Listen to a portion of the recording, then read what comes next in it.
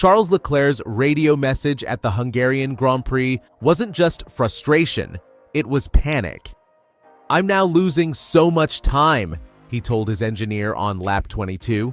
But what Ferrari was hiding from everyone, including their own driver, was that they were just minutes away from potential disqualification. The sparks flying from Leclerc's car weren't just spectacular. They were evidence of one of the most dangerous gambles Ferrari has taken all season. And it nearly cost them everything.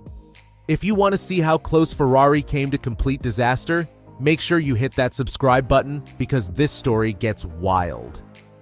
Let's start with what everyone saw.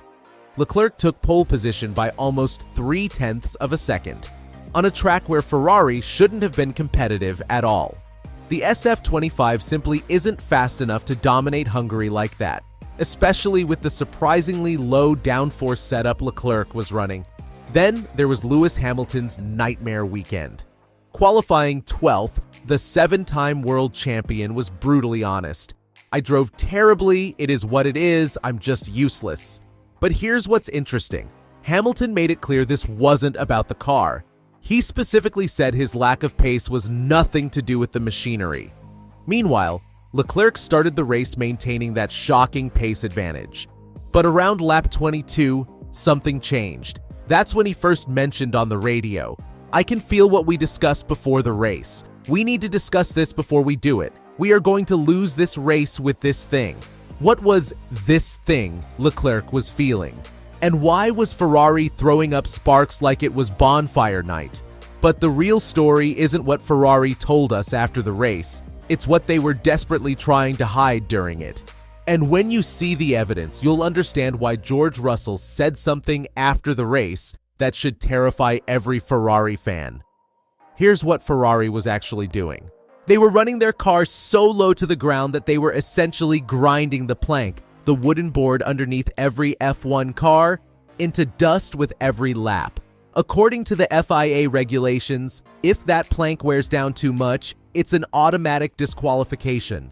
No points, no podium, no championship implications. Just complete elimination from the results. Ferrari knew this. They had to know this, because they'd been caught before. Remember Lewis Hamilton's dominant sprint race victory in China? That car was later disqualified for illegal plank wear, the exact same issue Ferrari was flirting with in Hungary. The performance gains from running this close to the ground were massive. It explained Leclerc's shock pole position and why Ferrari could run such a low downforce setup on a track that normally demands Monaco levels of aerodynamic grip. With the car sucked to the ground by aerodynamics, they didn't need traditional downforce from the wings. But Ferrari was playing with fire, and they knew it. What happened next proves just how desperate Ferrari's situation really was. Because when Leclerc came in for his pit stop on lap 40, his engineer made a change so drastic that it triggered the radio outburst that shocked the entire F1 world.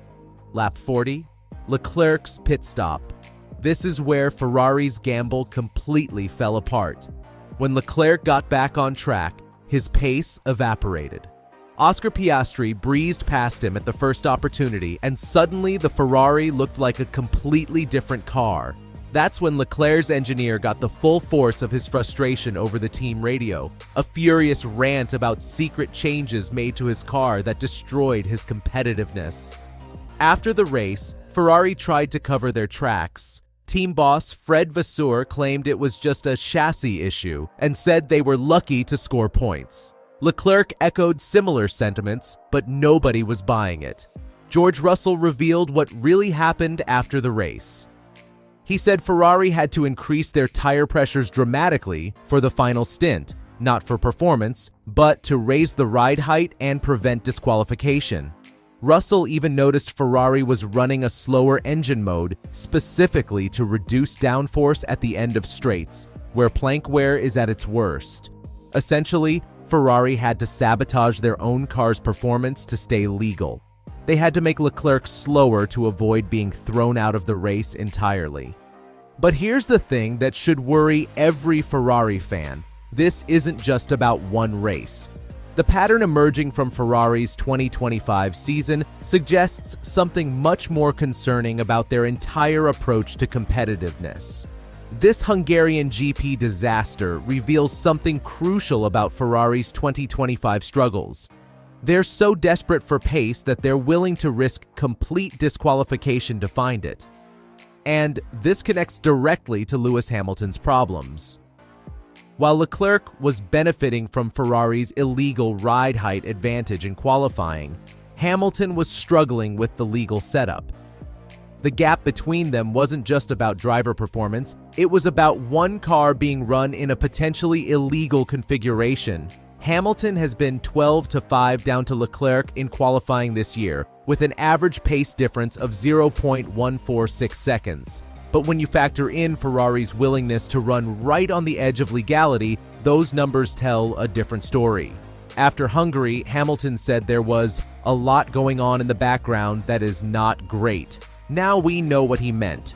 His teammate was getting performance advantages that came with enormous risks that Ferrari was unwilling to take with both cars.